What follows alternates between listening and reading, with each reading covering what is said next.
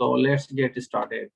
अब conscious mind आपका ऐसा होता है जैसे हम सेंटेंस में इस्तेमाल करें, he is conscious about his fear, he is unconscious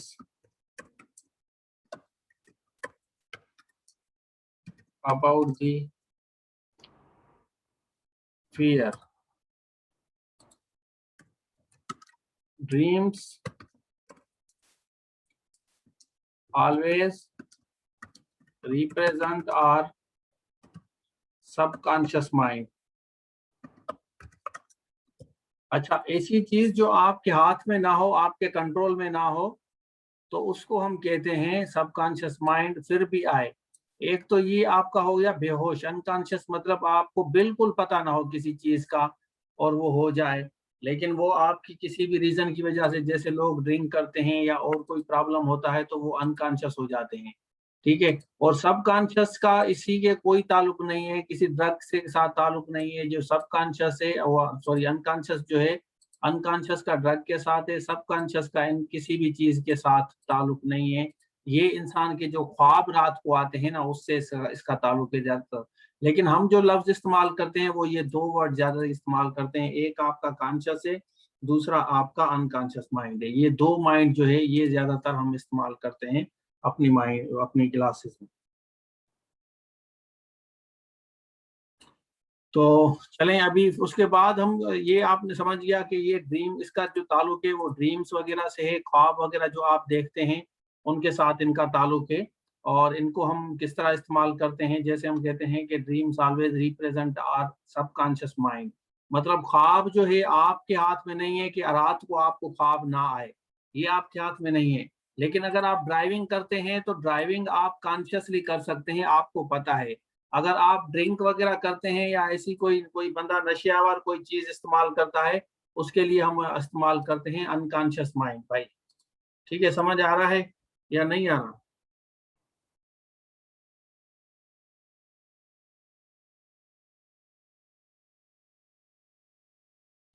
चलें, तो यहाँ तक अभी आपको समझ आ गया।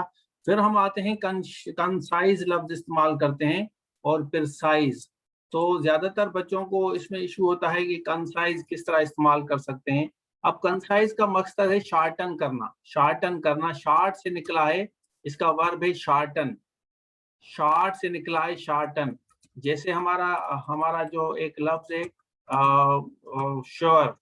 अब श्योर का जो लफ्ज है वो क्या है, वो आपको पता होना चाहिए, इंश्योर, ये इसका वर्ब है। और अश्योर भी हम इस्तेमाल कर सकते हैं, दोनों कर सकते हैं, इंश्योर और अश्योर भी लफ्ज इस्तेमाल करते हैं, ये उसका वर्ब है। तो इसी तरह शार्टन जो है, कंसाइज भी एक वर्ब है और कंसाइजनेस इसका नाउन है। ठीक है। तो उसके बाद प्रिसाइज है और पिरसी। अच्छा, पिरसी जो लफ्ज है ये आप ज्यादातर नाउन है, ये हम इस्तेमाल करते हैं और इसमें ज्यादातर लोग ई देते हैं। हाँ, लेंथन, बिल्कुल सही है। लेंथ का लेंथन, शार्ट का शार्टन, वर्स का वर्सन। तो इस तरह हम वर्ड बनाते हैं, तो वर्ड हम सीखेंगे। तो हम सेंटेंस बनाएंगे, बेसिकली हमारा काम है आज सेंटेंस बनाना। हम कहते हैं please precise, precise the topic, topic को छोटा करें। तो इस तरह हम कहते हैं कि प्लीज, प्लीज प्रिसाइज या शार्टन या concise, concise the paragraph, paragraph, paragraph को छोटा करें। कंसाइज हम लफ्ज इस्तेमाल करते हैं, इसको छोटा करें। तो इसके बाद आते हैं please make a precis, precis of the topic, of the topic given, जो दिया गया है उसकी पिरसी बनाए। Precisely, precisely speaking, he he works hard. अगर इसको थोड़े लफ्जों में कहें, ये बहुत ज्यादा मेहनत करता है। तो यहाँ तक आपको पता चल गया कि भाई वर्ड को किस तरह इस्तेमाल करते हैं। Conciseness, many people like conciseness of the words.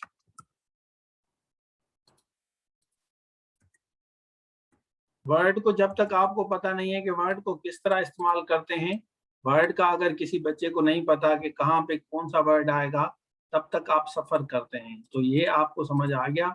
आगे चलते हैं। अब यहाँ पे देखें, कॉन्शियस और अनकॉन्शियस, होश में होना, बेहोश होना, unconscious mind. The conscious mind always works better than unconscious mind. Unconscious one, तो हम इसको रिपीट नहीं कर रहे, हम यहाँ पे कह रहे हैं कि unconscious one mind. I regret saying that the conscience of reckless people has died. अब ये conscience की मीनिंग क्या है? conscience की मीनिंग है जमीर। क्या? conscience जमीर को कहा जाता है। इंसान का जमीर, कुछ लोगों का जमीर मर जाता है तो conscience कहा जाता है। अच्छा, उसके बाद हम आते हैं, लफ्ज इस्तेमाल करते हैं रीजन। रीजन की माना क्या है? शाबाश, बताएं reason. What does reason mean? वजह। और कोई और इसकी मीनिंग है? सबब।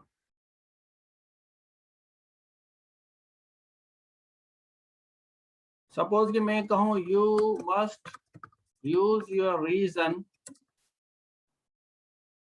You must use your reason to understand मी।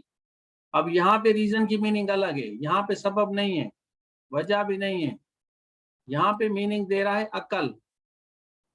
अकल को इस्तेमाल हम यहाँ पे कहेंगे, इसको अकल। आप अपनी अकल इस्तेमाल करें, अकल, लॉजिक इस्तेमाल करें, अकल इस्तेमाल करें, विजडम इस्तेमाल करें समझने के लिए। और दूसरी रीजन की मीनिंग होगी what is the reason of your failure.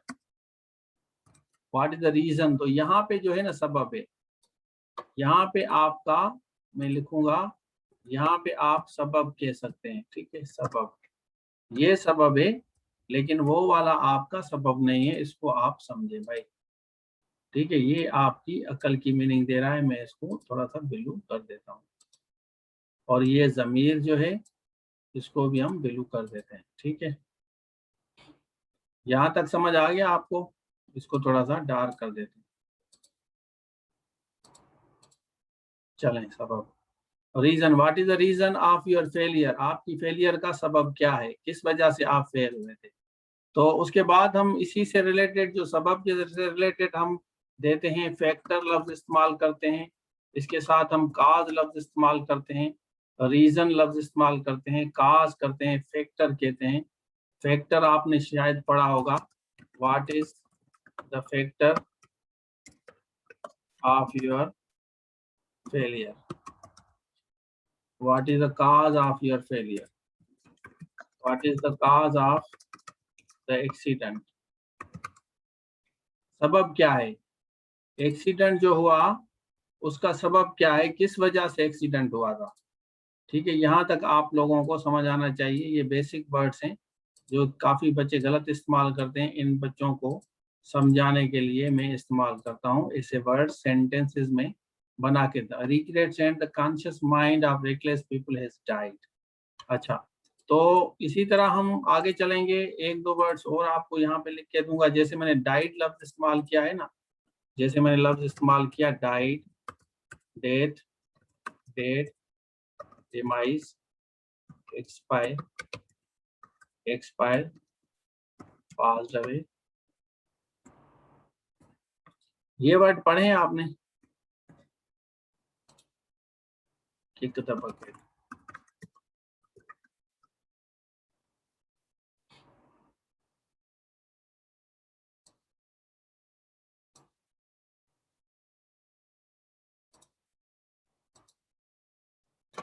अच्छा, डिमाइज को इस्तेमाल करें, शाबाश, डिमाइज को, डिमाइज को इस्तेमाल करें। डिमाइज किस तरह होगा? शाबाश अरियब।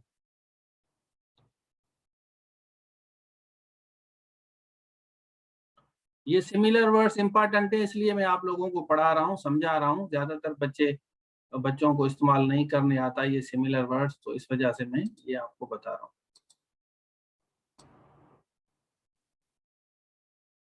शाबाश अरियब, बताएं।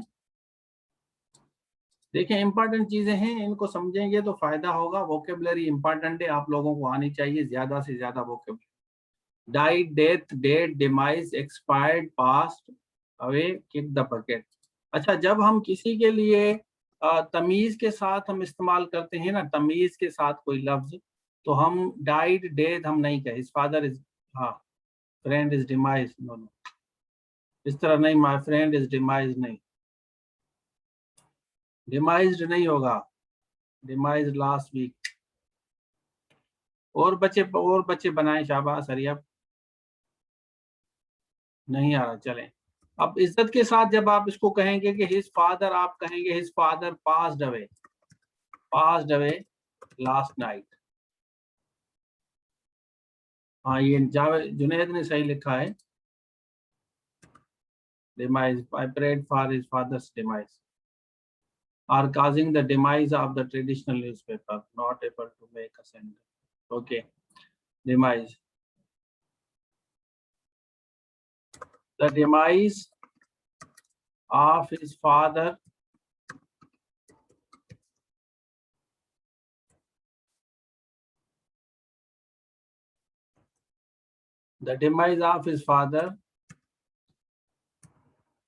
made me sad.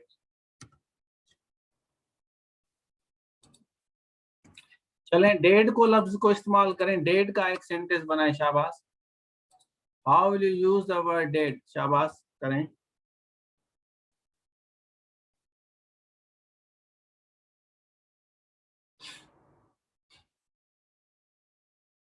इसको इस्तेमाल करें, इसको, ये तो हो गया हमारा डिमाइज वाला हो गया।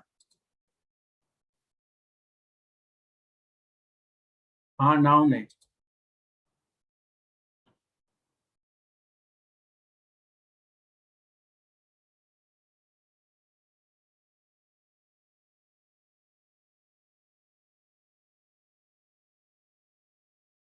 चलें,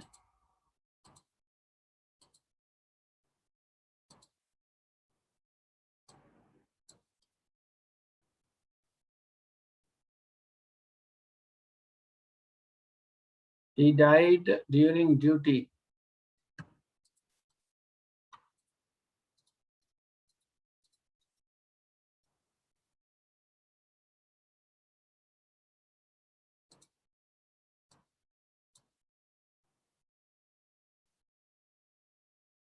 Every dead soldier has a face, a story, and a bereaved family.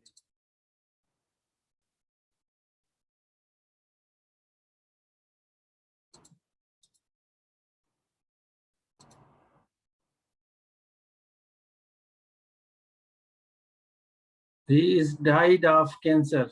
He is died of नहीं होगा भाई, डिवाइस मौत को कहा जाता है, मौत।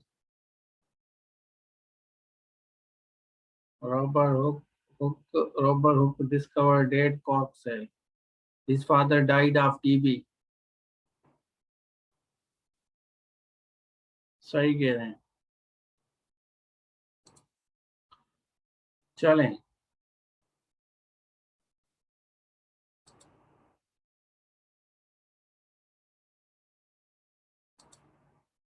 चलें हम समझते हैं। अब देखें, अब जब हम लफ्ज इस्तेमाल करेंगे, he is died of, he died of cancer, he died of cancer। आगे चलते हैं, his death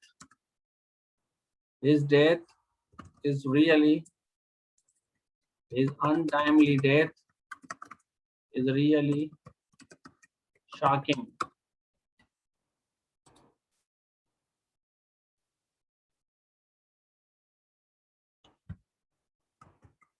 He is dead now। I'm dead sure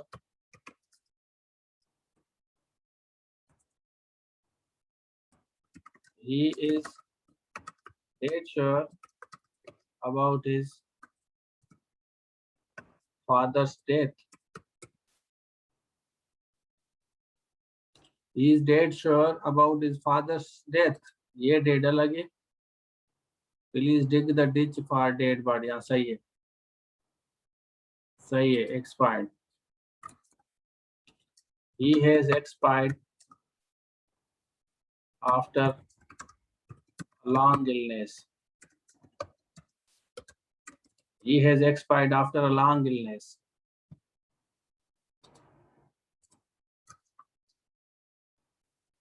Kick the bucket. One of my friends kicked the bucket last week. Kick the bucket means died. ठीक है. मर गया.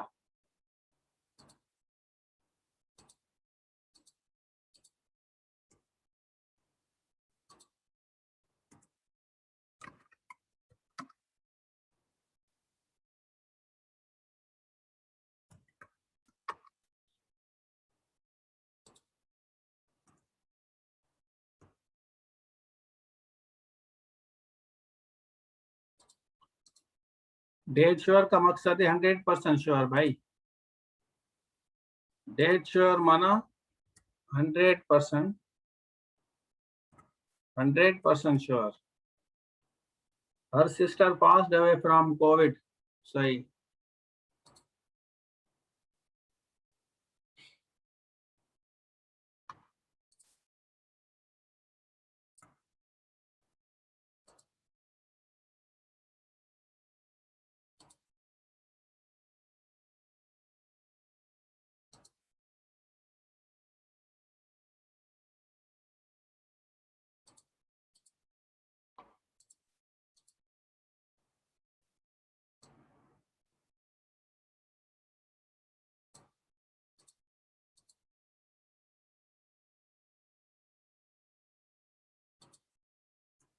तो अभी समझ आ गया आपको.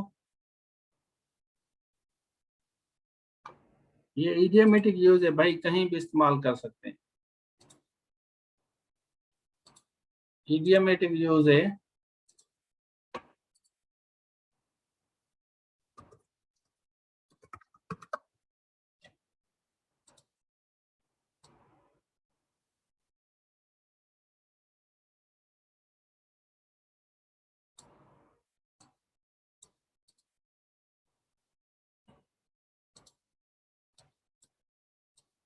यहाँ देखें, यहाँ नजर आ रहा है आपको, यहाँ पे लिखा है ना ये टू डाई. ये लिखा है या नहीं लिखा, नजर आ रहा है आप लोगों को? थोड़ा सा जूम इन करो.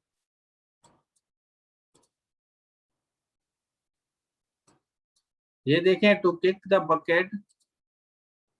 To kick the bucket in idiomatic considered informal slang meaning to die. अगर आपको कंफर्म करना है तो आप देखें, ये लिखा है ना या नहीं लिखा, नजर आ रहा है? टू डाई इसका मकसद है मर जाना. ठीक है, चलो मैं आपको ऐसे समझा रहा हूँ ना. देखिए मैं टीचर हूँ ना, तो हमने जो मेहनत की है सारी उम्र, जो हमने पढ़ाई की है, हमने सारी उम्र यही काम किया है ना. वर्डों को समझा है, पढ़ा है, डिक्शनरी को यूज किया है, रीडिंग की है, किताबें पढ़ी हैं. ये सारा काम हमने किया है, सारा काम हमने किया है. तो वो चीजें अभी हम ट्रांसफर कर रहे हैं. हम कोशिश कर रहे हैं कि आप लोगों को ये चीजें ट्रांसफर करूं और इसको पढ़ाऊं, आप लोगों को समझाऊं कि भाई ये कौन सा वर्ड कहाँ इस्तेमाल होगा. बाकी अगर आपको प्रैक्टिस नहीं करनी तो फिर तो प्रॉब्लम होगा ना आपको. अगर आप प्रैक्टिस नहीं करेंगे तो यू विल सफर. तो मैं आपको यहाँ पे आया हूँ प्रैक्टिस करवाने, चीज़ों के बारे में थोड़ा सा क्लियर. पुराने दौर में हम किताब लेके पढ़ते थे लेकिन फिर समझ नहीं आता था. तो अभी आपको फायदा है कि टीचर बैठा हुआ है और आपको समझा रहा है, पढ़ा रहा है कि भाई ये इस तरह होगा. घर बैठे आपको टीचर्स मिल रहे हैं, पढ़ा रहे हैं, समझा रहे हैं. तो आप खुश नसीब हैं. मतलब जो हम सालों में पढ़ते थे वो आप मिनटों में, घंटों में, दिन में, वीक्स में पढ़ते हैं. हम सालों में पढ़ते थे, आप वीक्स में पढ़ते हैं. मंथ में भी मैं नहीं कहूँगा. तो चलें आगे चलें. यहाँ तक आप लोगों को समझ आ गया कि इनको किस तरह इस्तेमाल किया जाता है. चलें.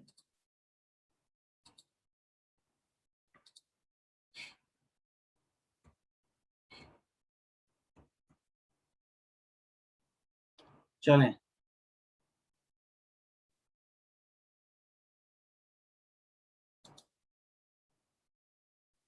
अब यहाँ पे आते हैं, एक लफ्ज हम देखते हैं, लेटर का लफ्ज आपने इस्तेमाल किया होगा ना, लेटर। इसमें से कौन सा सही है? इनमें से कौन सा सही है? शाबाश बताएं।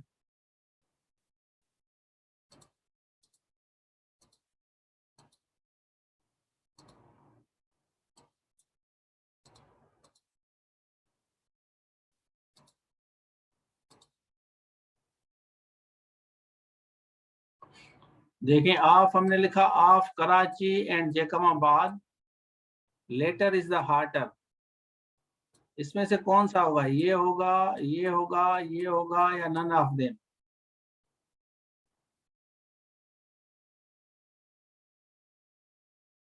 हाँ बता रहा हूँ भाई, बेटा बता रहा हूँ, बिल्कुल बताऊंगा, सबको बताऊंगा। I will be telling every one of you how to use this word later. इसको किस तरह इस्तेमाल किया जाता है। None of them, Harish Kumar LADDER कह रहे हैं। शाबाश, शाबाश, बताएं, मुझे पता चले कि आप लोगों को आइडिया है इन चीजों का।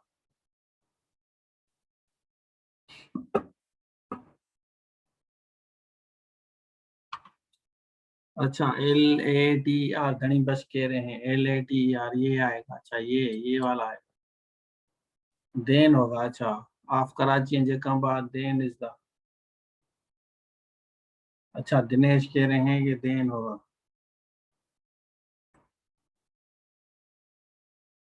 देखें, आप लोगों को इस चीज का आइडिया होना चाहिए कि ये वाला लेटर किस तरह इस्तेमाल होता है। ये दोनों आपने इस्तेमाल किए हैं, प्लीज कॉल मी लेटर, ये लफ्ज आपने इस्तेमाल किया है, सबको आता है, ठीक है। लेकिन मोहम्मद नेमान कह रहे हैं नन ऑफ देम। तो भाई, जो सही इस्तेमाल है ना वो ये है, ये वाला। इसका मकसद है बाद वाला हिस्सा। मतलब कराची और इस जैकमाबाद की बात की जाए तो ये जो लेटर है, इसको लेटर हम कह रहे हैं, माना बाद वाला, मतलब जैकमाबाद। बाद वाला इज हार्टर, मतलब ये वाला गर्म है इलाका। कराची इतना गर्म नहीं है जितना Jacobabad. Of Karachi and Jacobabad, latter is the hotter. इसमें लफ्ज इस्तेमाल होते हैं फार्मर एंड लेटर, पहले वाला और बाद वाला, ठीक है। फार्मर एंड लेटर, ऐसे सेंटेंस आते हैं भाई, ऐसे सेंटेंस ही आते हैं जो मैं आपको पढ़ा रहा हूँ ना। पेपर में सेंटेंस ही ऐसे आते हैं जैसे मैं आप लोगों को पढ़ा रहा हूँ। आप जब टेस्ट देंगे ना तो फिर आपको पता चलेगा कि सर ने ये सारे हमें पढ़ाए हैं। जो मेरे स्टूडेंट्स पढ़ते हैं उनको पता है कि भाई मैं जो पढ़ाता हूँ अंग्रेजी वही पेपर्स में आती है। मैं पेपर के हिसाब से पढ़ाता हूँ, क्योंकि मुझे पता है मैं कंसाइजली आपको चीजों को समझा रहा हूँ। हाँ, कराची इज हार्टर देन जैकबाद, हाँ ये भी सही है। ये तो आसान है ना, ये मुश्किल सवाल इस तरह आएगा जैसे मैं ये समझा रहा हूँ आपको, पेपर में सवाल इस तरह आता है। She was offered a cup of tea, offered to have a cup of tea, ठीक है। तो जब हम ये काटते हैं, कप काटते हैं, तो फिर भी लोग इस्तेमाल करते हैं अ टी, इसको भी काट देते हैं। She was offered a T, इस तरह नहीं होगा, she was offered A cup of T, तो इस तरह आपका सही सेंटेंस।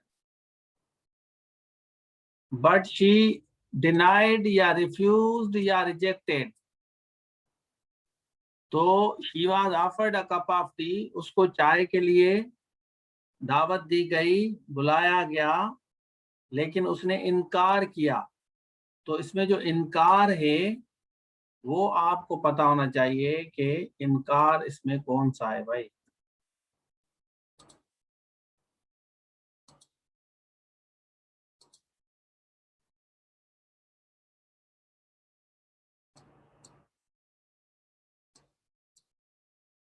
क्या बात, इनकार कौन सा है? बी वाला, ए वाला, बी वाला? अब देखें, उसको ऑफर की गई चाय के कप की, लेकिन उसने इनकार किया। तो इसमें 3 वर्ड आ सकते हैं, डिनाई आ सकता है, रिफ्यूज आ सकता है, रिजेक्टेड आ सकता है, या नन ऑफ देम आ सकता है। जब आपको कोई ऑफर वगैरह की जाए, कोई बंदा अगर आपको कोई ऑफर करता है, तो उसके लिए आप हमेशा रिफ्यूज लफ्ज इस्तेमाल करते हैं, refused. He was alleged to commit a murder, उसको मर्डर का इल्जाम लगाया गया था। इल्जाम, अलेज्ड माना इल्जाम लगाना, अलेज, अलेज मीन्स इल्जाम। ब्लेम भी है, क्लेम भी है। ब्लेम नॉर्मल चीजों के बारे में है, अलेज होता है बड़ा कोई काम करें आप, खतरनाक तरीन कोई काम करें, वो अलेज होगा। तो बट ही रिफ्यूज किया, डिनाई किया, रिजेक्ट किया, या नन ऑफ देम। क्या किया भाई? उसने मर्डर किया था, तो मर्डर के बारे में उसने रिफ्यूज किया, डिनाई किया, रिजेक्ट किया, या कुछ भी नहीं है? शाहबाज बताएं।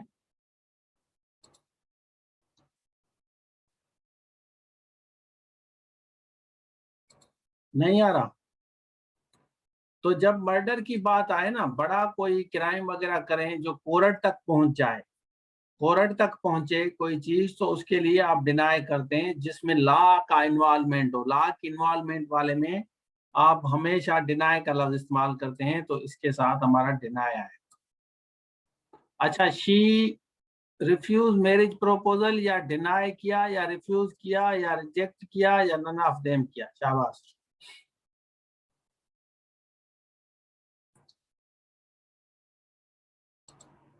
शाबाश बताएं। None of them.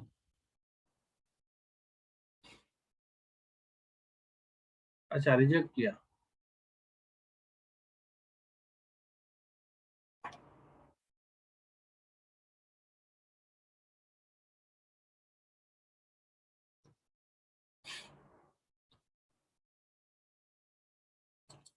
अच्छा, जब रिजेक्ट की बात आए ना, देखें, जब आपका लफ्ज रिजेक्टेड में आए ना, इसी तरह अगर आपका सिंपल रिजेक्टेड में आता है, तो उसका मैं आपको बताऊं, उसमें आपके पास कम से कम 10 ऑफर होती हैं, ठीक है?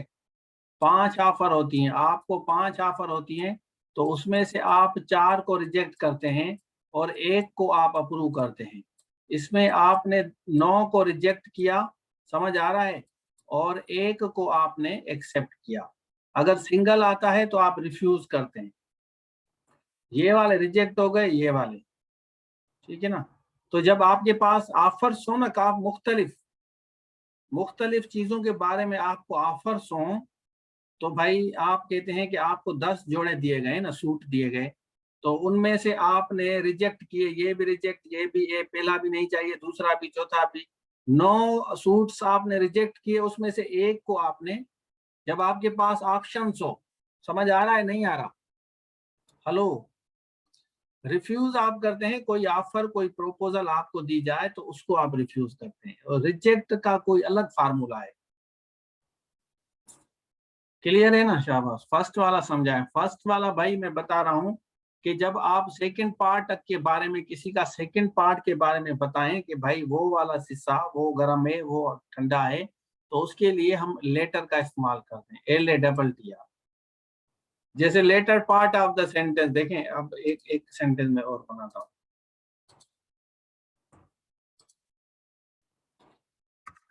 द लेटर पार्ट ऑफ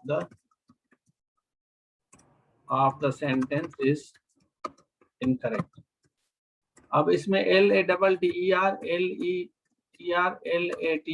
या नन ऑफ देम, कौन सा आएगा? शाबाश। The latter part of the sentence is incorrect.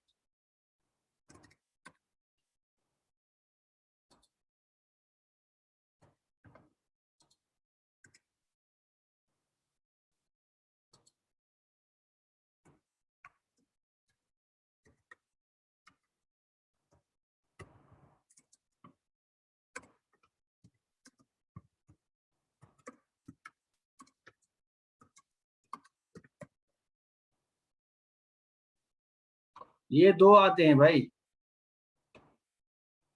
Letter part भाई, लेटर पार्ट। अल्लाह के बंदो, इसमें ए सही है, बी सही है, सी सही है या डी सही है? शाबाश, बताएं, हरी अप, कौन सा सही है भाई?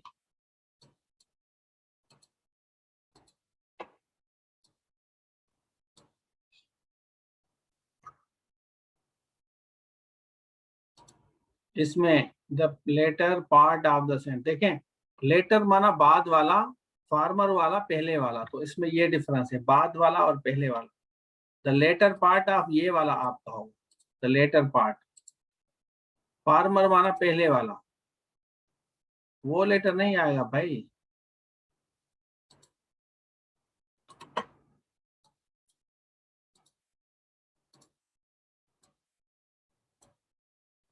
देखें, अभी मैं आपको समझाता हूँ, ये लेटर आएगा बाद वाला,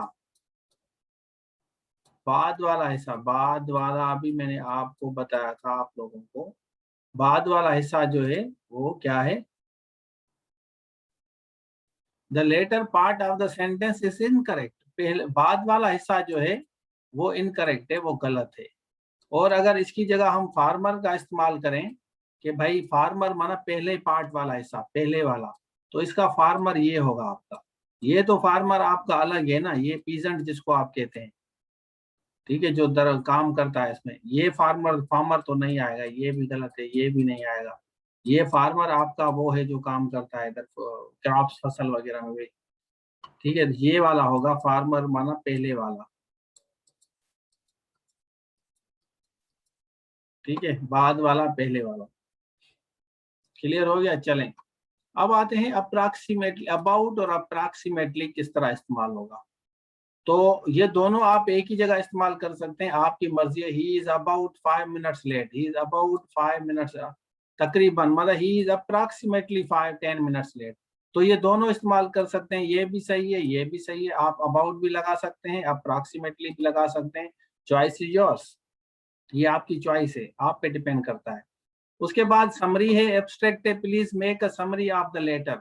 तो ये समरी भी आप लगा सकते हैं और एब्स्ट्रैक्ट भी आप लगा सकते हैं, दोनों वर्ड आपके सही हैं, ये भी सही है, ये भी सही है, ये भी सही है, ये भी आपका सही। अचीव कल लगा सकते हैं, अकम्पलिश लगा सकते हैं, you can not achieve any target without hard work, accomplish भी लगा सकते हैं कि ज्यादातर वो अचीव और अकम्पलिश, अकम्पलिश का मकसद होता है कि पूरा करना, वो हासिल करना, लेकिन दोनों आप लगा सकते हैं। एडमिट और कन्फेज में फर्क क्या है? एडमिट में, कन्फेज में बता रहा हूँ, जो कन्फेज होता है वो आपका क्राइम होता है, जब आप कन्फेस करते हैं तो उसमें क्राइम आता है, और जब आप एडमिट करते हैं तो एडमिट में आपकी गलती वगैरह आती है, क्राइम वगैरह आपका नहीं आता। इसमें गलती वगैरह के बारे में जब अगर आ जाए तो फिर आप लगा सकते हैं, ठीक है, तो ये इसका थोड़ा सा डिफरेंस है। समझ आ रहा है आप लोगों को, नहीं आ रहा?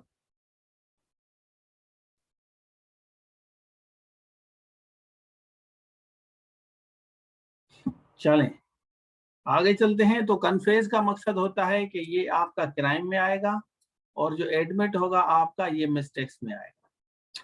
इरिटेट करना, अनवाय करना, परेशान करने का मकसद होता है।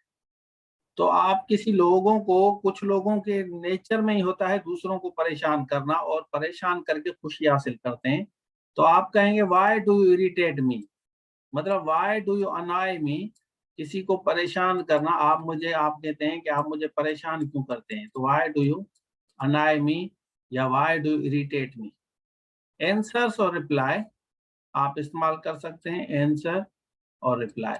ये जो आंसर होता है ये ज्यादातर आपका वर्बल में होता है, वर्बल जब हम करते हैं तो इसमें ज्यादातर आंसर का हम करते हैं, वैसे रिटन में भी होता है, लेकिन ये जो रिप्लाई है, ये जब आपको कोई चीज भेजी जाए रिटन में और उसको आप रिप्लाई करें, उसके से उसके उसमें आप इसको रिप्लाई कह सकते हैं। उसके जवाब में कोई लेटर आपको आया, उस लेटर का जवाब जब बनाएंगे तो फिर आप उसको रिप्लाई करते हैं, ठीक है ना, उसको रिप्लाई करते हैं। आंसर आप ज्यादातर वर्बली, वर्बली के लिए इस्तेमाल होता है, लेकिन दोनों चलते हैं। आगे चलते हैं, सीम और अपीयर।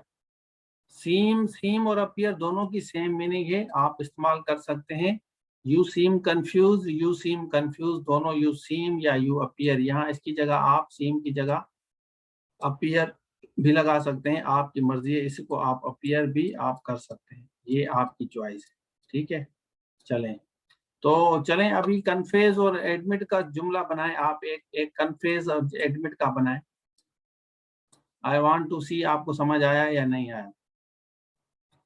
कन्फेज और एडमिट, हरी आप एक दो सेंटेंस बनाएं कन्फेस और एडमिट का।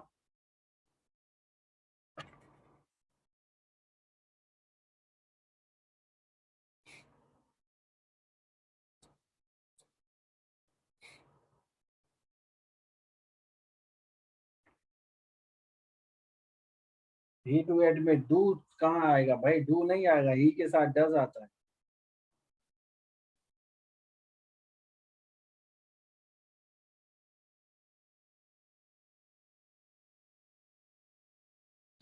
He will never confess his crime, सही है। हाँ ये सही है।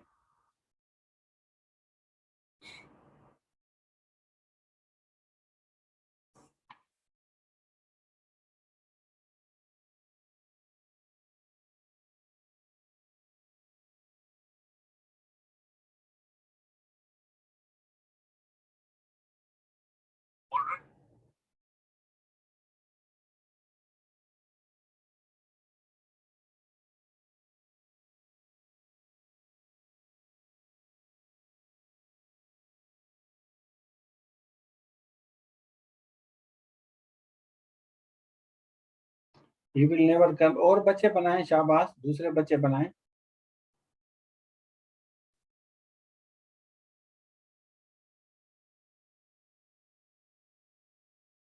He has confessed his mistakes, mistakes नहीं होगा भाई कन्फेस के साथ। ब्रेक ट्रैफिक लॉ,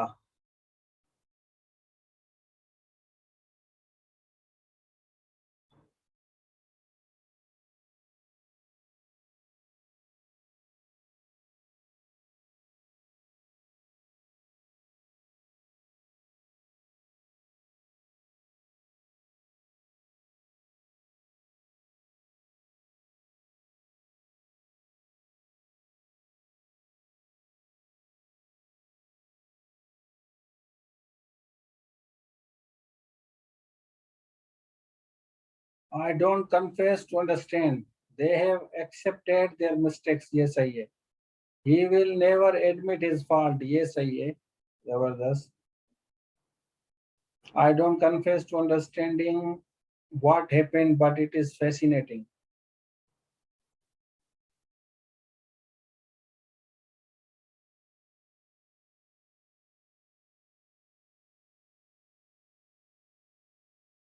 सही है, गुड, जबरदस्त, वेरी गुड। सही जा रहे हैं, सही कर रहे हैं काम, आप लोगों को अंडरस्टैंडिंग है अच्छी खासी। चलें तो अभी देखें, एडमिट का मकसद होता है कि कोई गलती करें, कोई ब्लेंडर वगैरह अगर आप करते हैं तो, हाँ सही लिखा है, I don't confess to understanding what happened to, confess नहीं होगा, एडमिट होगा भाई, ये एडमिट होगा आपका। इसमें इसमें देखें आपने जो इस्तेमाल किया है ना, तो इसको मैं पेस्ट करता हूँ एक सेकंड।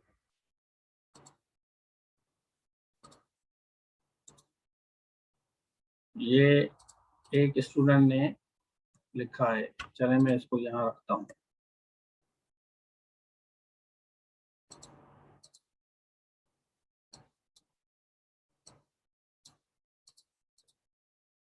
अब देखें, ये आपने जो सेंटेंस बनाया है ना जैन ने, ही डू नॉट एडमिट नहीं होगा, ही डज नॉट होगा भाई। कन्फेस देखें, कन्फेस आप किसी भी फैसिनेटिंग चीजें के साथ आप इस्तेमाल नहीं कर सकते, ठीक है।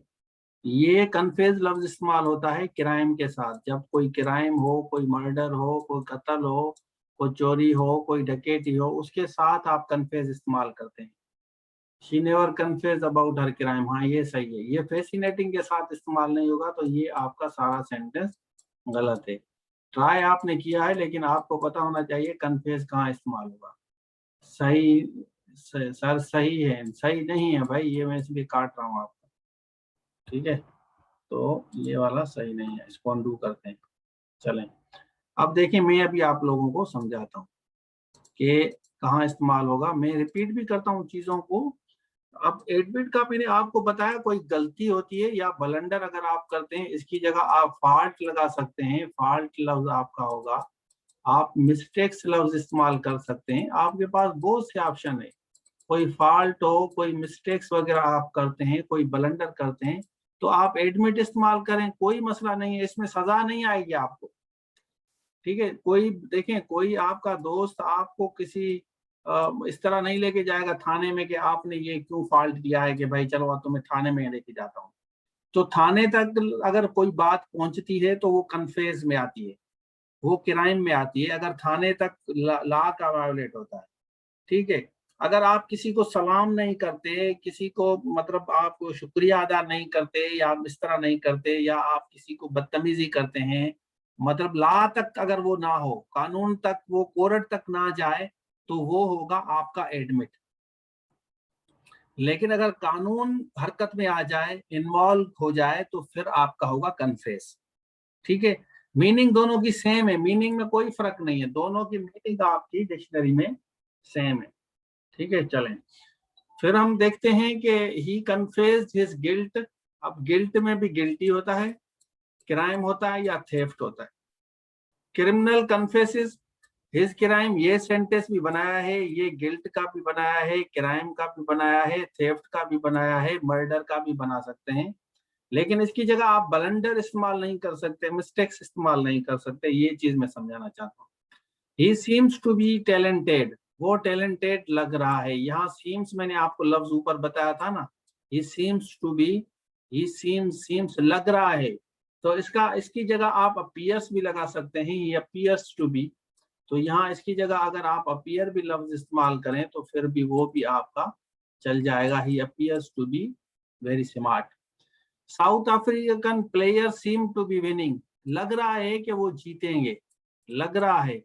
तो जब आपको कोई चीज लग रही हो, लग रहा है कि वो जीतेंगे, ही के अगर जब आप इस्तेमाल करेंगे तो इसको एस जरूर डालना, ये चीज जहन में रखें, बाद में नहीं कहना सर ने नहीं बताया, ये एस आएगा।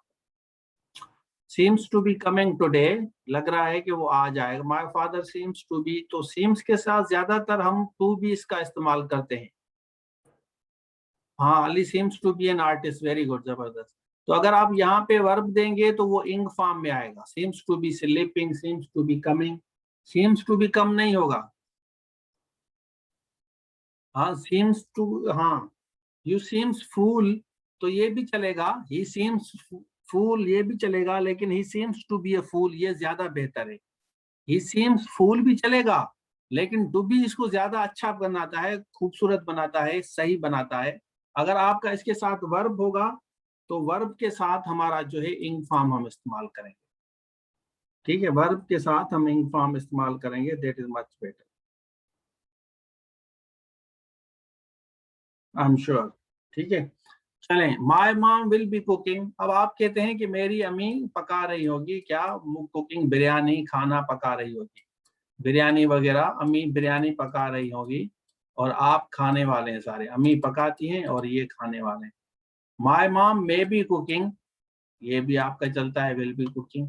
तो सीम्स जो है ना, सीम्स आपका ज्यादातर चीजों के बारे में अंदाजा लगाता है कि भाई वो पका रही। सीम्स टू बी विनिंग, हाँ बिल्कुल सही है, एग्जैक्टली। तो Adil seems to be selfish, हाँ, एक दो सेंटेंस बनाए, देखूं मैं आप लोगों को समझ आया है।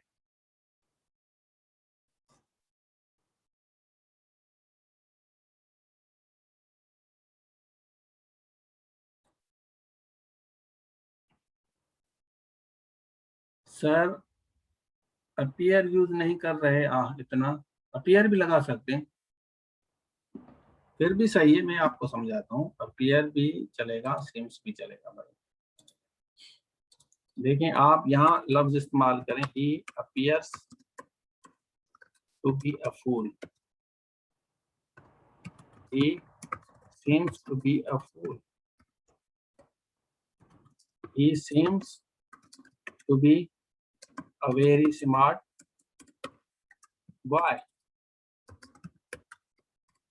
he appears to be a very talented boy. She really seems to be a very beautiful girl. She really appears to be a very beautiful girl. बस भाई आप खुश हो जाओ। सारे मैंने बना दिए आप लोगों को समझाने के खातिर। मैंने बहुत सारे सेंटेंसेस बनाए।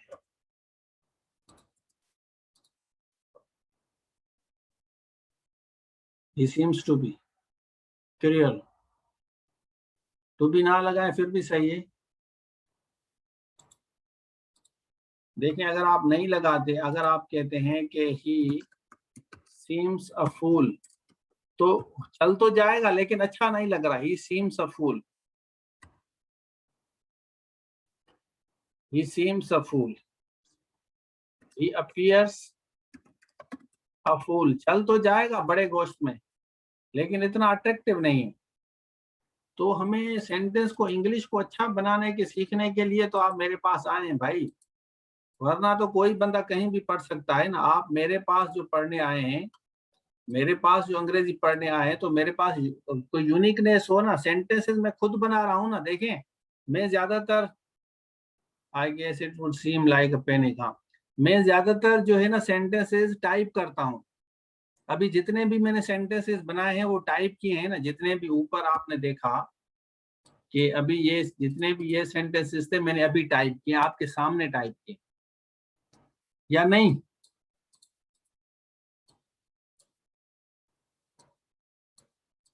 आप लोगों के सामने टाइप कर रहा हूं। Many people always seem to be wise, seem to be wise when, seem to be smart when they deal with their friends. But it must be made sure that they cannot make other people fool by the dint of their wisdom. We seem to be very much careful while dealing with those who always play with our emotions. We should never let people to control our emotions no matter what. This is all about our wisdom to be in our own control. समझ आ रहा है? Hello, अब देखें ये सारे मैंने लिखे हैं ना, आपके सामने लिखे हैं सारे के सारे। ये जितना भी पैराग्राफ लिखा आपके सामने लिखा है। नजर आ रहा है आप लोगों को? नहीं आ रहा? तो देखिए मेहनत करेंगे ना, तो जैसे मैं टाइप भी कर रहा हूँ, अंग्रेजी भी लिख रहा हूँ और रिदम के साथ चल रहा हूँ, तो इस हिसाब से this is how you can make the paragraphs, different paragraphs. जब मेहनत करेंगे तो आपको हर चीज आसान लगेगी। मुझे इस चीजें आसान क्यों लगती हैं? मुझे इसलिए लगती हैं क्योंकि मैंने सारी उम्र स्ट्रगल की है, अभी भी मैं स्ट्रगल कर रहा हूँ, मेहनत कर रहा हूँ। तो this is how the things are. जो बंदा मेहनत करता है ना अपनी एज में, जो मेरी एज खेलने वाली थी ना उसमें मैंने मेहनत की है। मैंने खेला भी हूँ, क्रिकेट भी खेला हूँ, सारा कुछ किया है, लेकिन मैंने स्ट्रगल भी की है, मेहनत की है, अभी भी कर रहा हूँ। आप लोगों को घर बैठे पढ़ा रहा हूँ, ऑनलाइन पढ़ा रहा हूँ। क्लियर है? ठीक है, आज के लिए काफी है, बाकी इंशाल्लाह कल पढ़ेंगे। अभी इसको हम ऑफ करते हैं। Thank you so much. Thank you so much. Allah Hafiz.